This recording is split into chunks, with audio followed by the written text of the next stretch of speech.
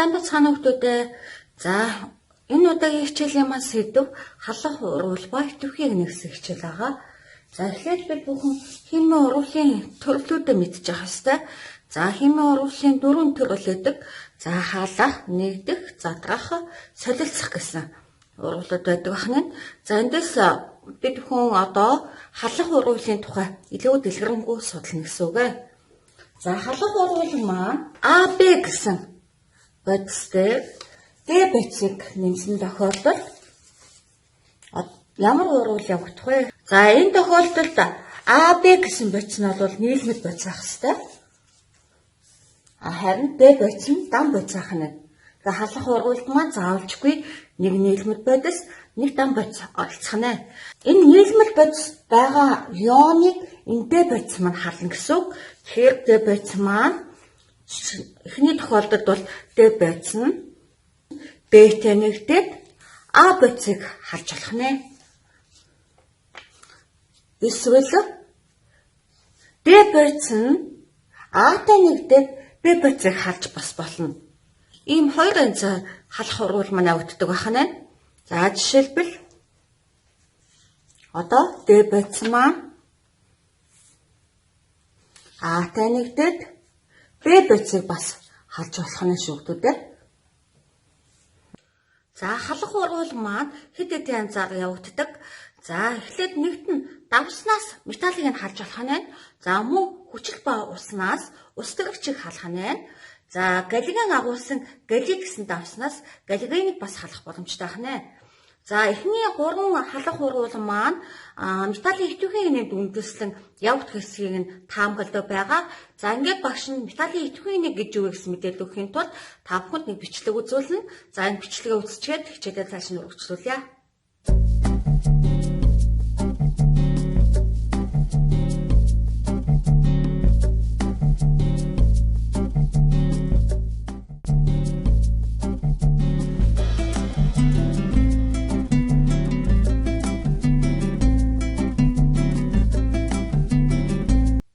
За ингээд багш нь металлын идэвхийг нэг үзүүлж байна.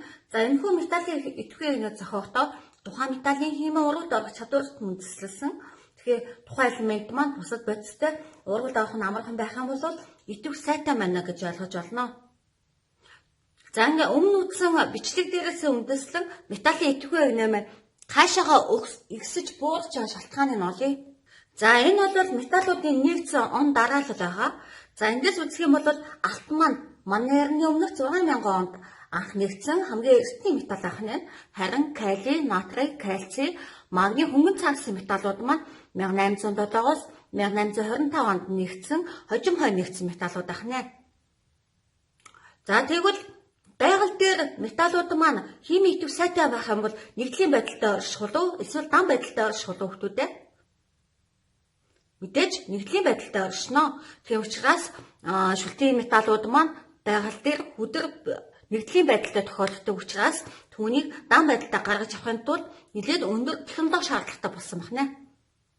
Өөрөөр хэлбэл хамгийн идэвхтэй металл маань калий, натрий, кальций ах нь. Харин хамгийн идэвхтэй металл маань алтан, мөнгө, цагаан алт ах нь хүмүүстээ. Химийн идэвхийг маань калийгаас алт руу буугарч байна.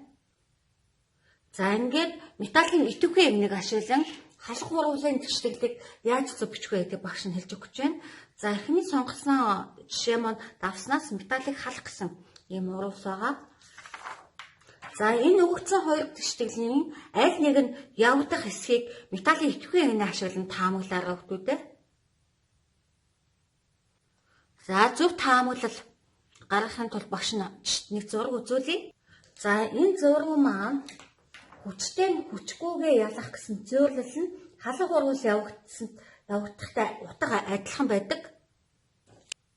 За тэгвэл металлын идэвхийг нэмд тухайн металл өөрөөсөө идэвх муутай металлыг нэгдлээс нь халж чадна гэсэн үг.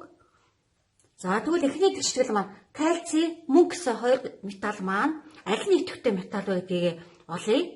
За кальций энэ байна. Мөнгө энэ байна. За аль нь идэвхтэй металл ах нь вэ? За мэдээж кальций идэвхтэй ах нэ. Тэгэхээр энэ уруул явагдах нь хүмүүстээ. Тэгэхээр эхний уруул маань явагдахгүй нэ хүмүүстээ. За тэгвэл зис ба цайр гэсэн металл маань металлын идэвхтэй энд хаана байгааг олъё. За цайр энд байна. Зис энд байна. Металлын аль нь идэвхтэй ах хүүхдүүдээ? За мэдээж цайр нь идэвхтэй ах нь. Тэгэхээр энэ урвал явагдах нэ. За эндээс цайрын сульфат нэмэх нь зис дангаараа халагдах нэ. За одоо тэгвэл энэ тэгшгэлийнхаа томьёог бичье. За инхийн тулд зисийн сульфат гэдэг давс маань ямар томьёогтой нэгдэл ах вэ? За сульфат гэдэг нийлмэл юм маань SO4 гэсэн ийм томьёогтой байх нь. За тэгвэл эхлээд купрум SO4. За нэмэх нь цинкум. За энэ тохиолдолд цайр маань SO4-тэй нэвсээд цинкум SO4 нэмэх нь зис дангаараа халагдах нэ. За тэгшгэлээ тэнцвүүлэхийн тулд бид нь тухайн ионуудын эсэлтгүүн мэдээ бичих ёстой. За энд зис маань 1-2 эсэлтгүүн хэмтэй. За хүчил дөрвч маань тогтмол хасах 2. За дам бацад эсэлтгүүн тэртээ тэнцүү. За цайр нэмэх 2, хүчил дөрвч маань хасах 2. Зис тэг эсэлтгүүнүүдийг үзүүлдэг байх нэ. За хөхрийн эсэлтгүүнийг олохын тулд сульфат ион маань ионыхоо цэнгийг мэдчих ёстой. За сульфат ионы цэнэг маань хасах 2 байх нэ. За нийлмэл ион маань хөлтэй хасах 2 гэсэн цэнэгтэй байх нэ хүүхдүүдээ. За одоо эндээс бид бүхэн S гэх хөхрийн эсэлтгүүнийг олох ёстой.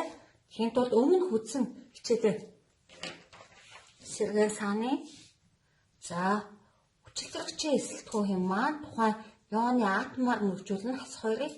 Тэгэхээр 4 нөхжүүлвэл хасах 8 болох нэ. За ион дах атомуудын эсэлтгүүн нийлбэр нь тухайн ионы цэнэгтэй тэнцвүүлдэг дөрмийг баримтлалаа.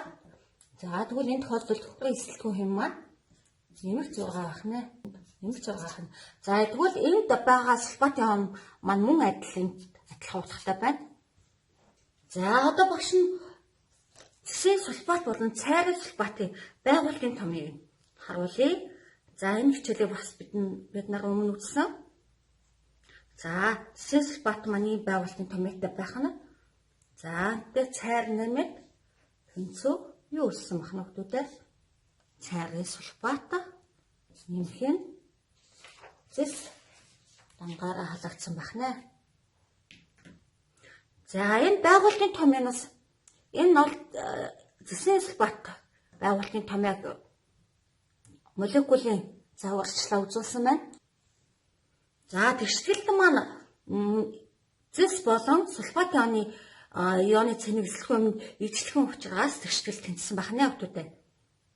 Тэнцүү тэмгийн зүүн талд болон баруун талд байгаа атомуудын тоо маань тэнцүү байх нэ. За дараагийн багшийн сонгосон жишээ бол хүчлээс ус төрөгчийг халах гэсэн ийм урвал байгаа. За өгөгдсөн хоёр урвалын аль нэг нь явагдах хэсэгтээ таамаг төвшүүлээрэй хүүхдүүдээ. За металлын идэвхийг нэнд байгаа энэ ус төрөгч маань халах урвалд ямар үүрэгтэй вэ гэдгийг багш нь хэлж өгье. За ус төрөгчийн хойно байрлаж байгаа металлууд маань хүчлээс ус төрөгчийг түрж чадахгүй. Харин өмнө байгаа металлууд маань хүчлээс ус төрөгчийг халж чадах нэ. За тэгвэл эхний урвал маань явагдах болов явагдахгүй хүүхдүүдээ. За мэдээж зис маань ус төрөгчийн хойно байрлаж байгаа учраас энэ урвал явагдахгүй юм байна. За тэгвэл хөнгөн цагаан ус төрөгчийн хаана байрлаж байгаа хүүхдүүдээ? Өмнө байгаа учраас энэ урвал явагдах юм байна. За тэгвэл тэнцвэр тэмдгийн хойдолд нь юу өсөх вэ? Бүтээгдэхүүн байцаа бичье. За хөнгөн цагааны ямар давс өсөх хүүхдүүдээ? За давсны хүчлийнхаа томьёог сааны. За давсны хүчлийнхаа томьёог сааны.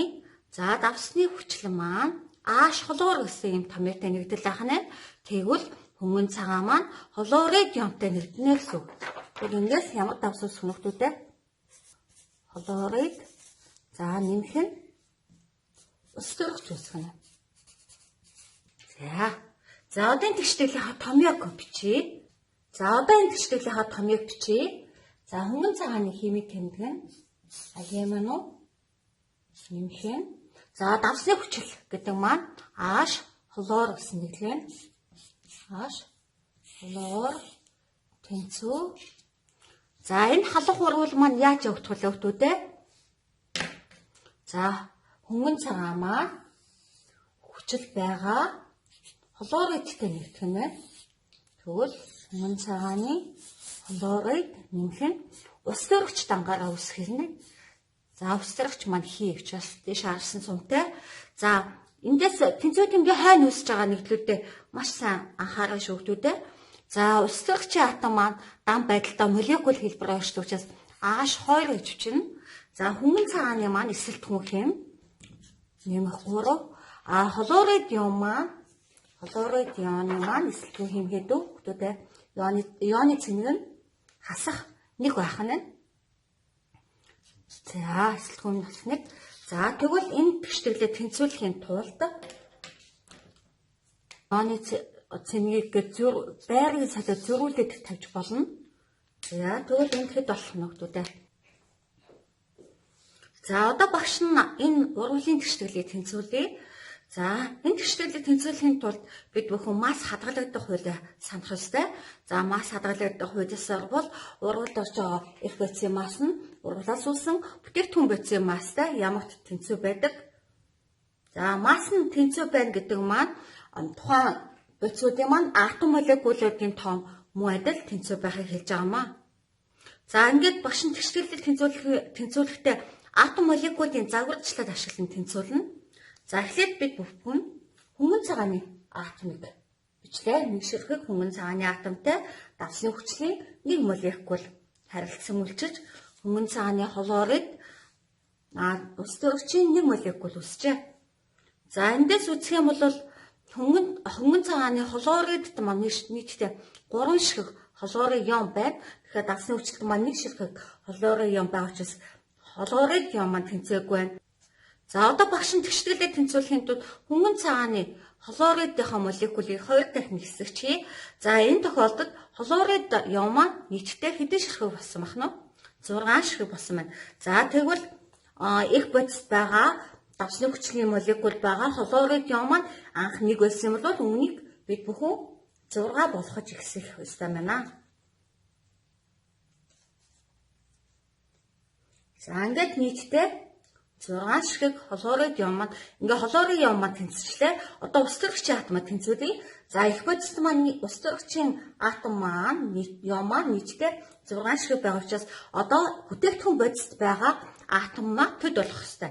За тэгвэл энэ ус төрөгчийн 2 атом маань атомын 1 молекул байгаа юм чинь бид бүхэн хэдэн молекулыг нэмжиж 6 атом үүсгэх ёстой лээ? Сайн байна. Мэдээж ус төрөгчийн 2 молекулыг нэмбэл нийтдээ 6 ширхэг атомтой болох нэ. За ингээд одоо хөнгөн цагааныхаа атомыг тэнцвүүлэх ёстой. За бүтээгдэхүүн бодисд маань хөнгөн цагаан энэ 2 байгаа учраас муу адил их бодисынхаа хөнгөн цагааны атомыг 2 дахин хэсгэнэ гэсэн үг байна. За одоо атом молекулын загварчлалаа ашиглан урвалын тэгштэл байгаа тухайн бодисуудын өмнө коэффициент тавьж тэгштэглээ тэнцвүүлэх ёстой. За тэгвэл хөнгөн цагаан маань 2 атомтой учраас хөнгөн цагааны өмнө 2 гэсэн коэффициент тавих нэ. За давсны хүчил H хлор маань нийтдээ 6 молекулаас тогтож байгаа учраас H хлорынхаа өмнө 6-ыг тавих нь. Хөнгөн цагааны хлорид маань 2 молекул байгаа учраас өмнө 2-ыг тавилаа. За ус төрөгчийн молекул маань нийтдээ 3 молекул байгаа учраас H-ийн өмнө 3-ыг тавьж тэгштэл маань тэнцгэнэ. За энэ хөнгөн цагааны хлорид маань молекулын загварчлал байна.